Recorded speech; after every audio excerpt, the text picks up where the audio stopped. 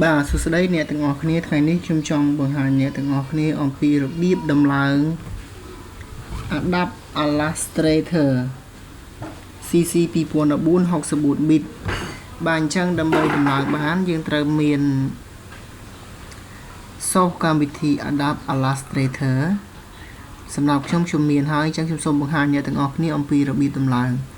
អញ្ចឹងដើម្បីចូលទៅដំឡើងអ្នកទាំងអស់គ្នាត្រូវចូលទៅកាន់ Adapt Illustrator CC 2014 64 bit អញ្ចឹងចុចនៅលើហ្នឹងទៅបាទបន្ទាប់មកចុចនៅលើពាក្យថា Adapt Illustrator CC 2014បាទបន្ទាប់មកចុចទៅលើ Setup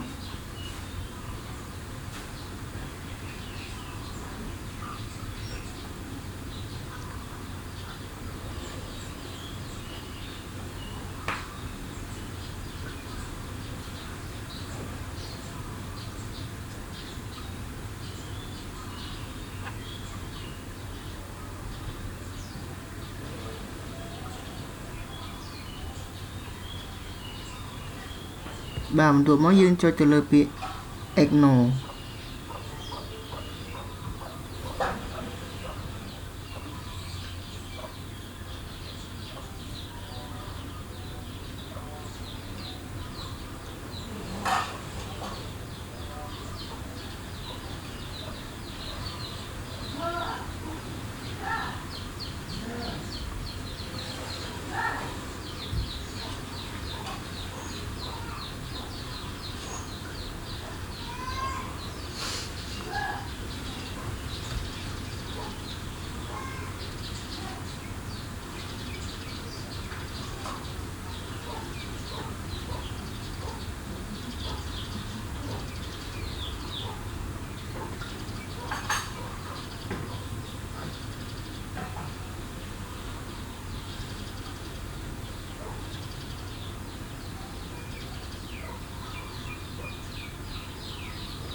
បាទមកដល់កន្លែងនេះវាឲ្យជំរើសឲ្យយើងពីរវាមានជំរើស install ហើយនិង try បាទអញ្ចឹងឧទាហរណ៍ថាបើខ្ញុំយក install ចាំមើលវាយ៉ាងម៉េចបាទរួចហើយខ្ញុំចុចលើ sign in បាទអញ្ចឹងអានេះអត់បានទេ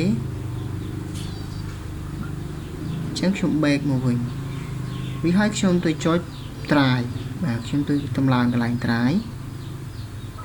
រួចហើយខ្ញុំចុច sign in ហើយខ្ញុំចុចលើ sign in later បាទបន្ទាប់មកនេះចុច accept បាទ accept បន្ទាប់មកនេះកន្លែងនេះ Adapt Illustrator CC 2014ចុចលើវាមកបន្ទាប់មកអ្នកទាំងអស់គ្នាត្រូវចុចទៅលើ install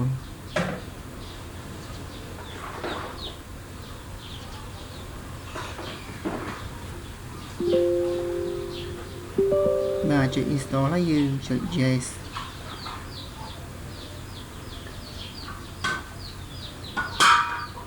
បាទអញ្ចឹងវាកំពុងតែ install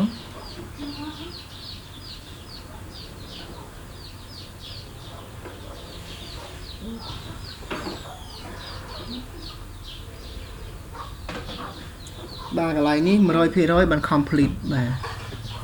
អញ្ចឹងរៀងយូរបន្តិច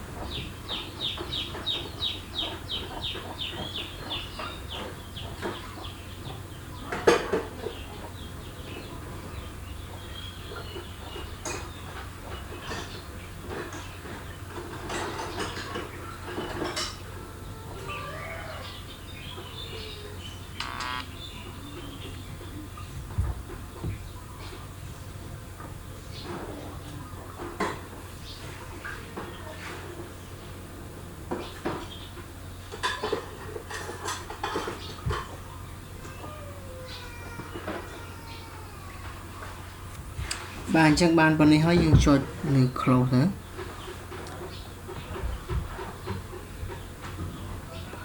bà bọn này dương mình thuần ảnh pra adapt Illustrator CC 2014 បានទេអញ្ចឹងយើងត្រូវចូលទៅផាច់វាបន្តទៀតទៅ crack ដើម្បីឲ្យវា full បាទអញ្ចឹងយើងទៅចូលផាច់ខាងក្រោមនេះបាទបន្ទាប់មកចុចលើ crack បាទបន្ទាប់មកនេះផាច់បាទចុចខាងលើនេះទ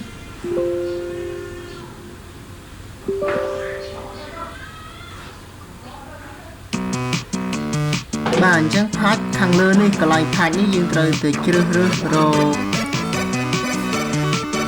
Adapt Illustrator 64 bit ដែលយើងបានដំឡើងមិញបាទអញ្ចឹងយើងទៅទាញរកវាបាទអញ្ចឹងវាមានច្រើនមាន Adapt Plus អញ្ចឹងនេះ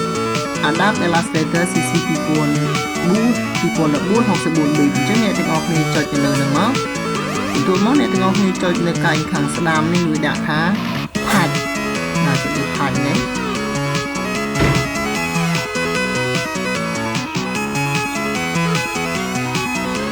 បាទអញ្ចឹងប៉ុណ្ណឹងយើងបិទ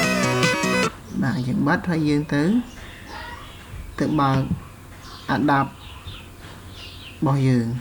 បាទយើងទៅរក Adapt Illustrator របស់យើង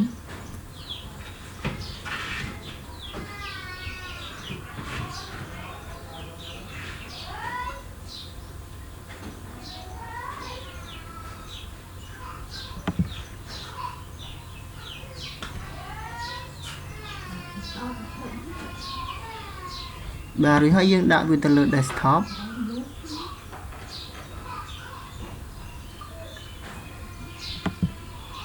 បាទនេះអញ្ចឹងអ្នកទាំងអស់គ្នាសាកបើក Adapt Illustrator មក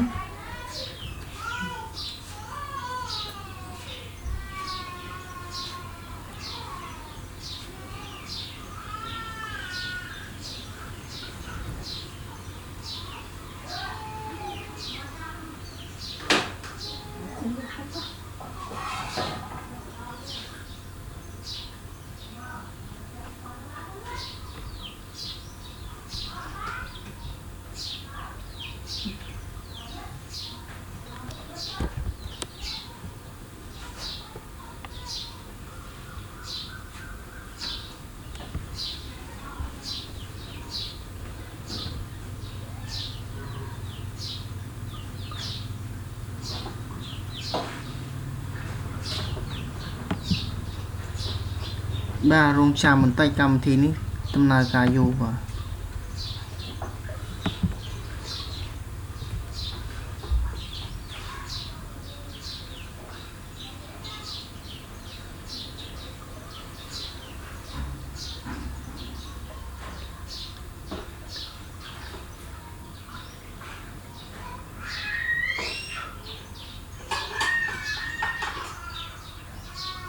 ទយូរមែនតើ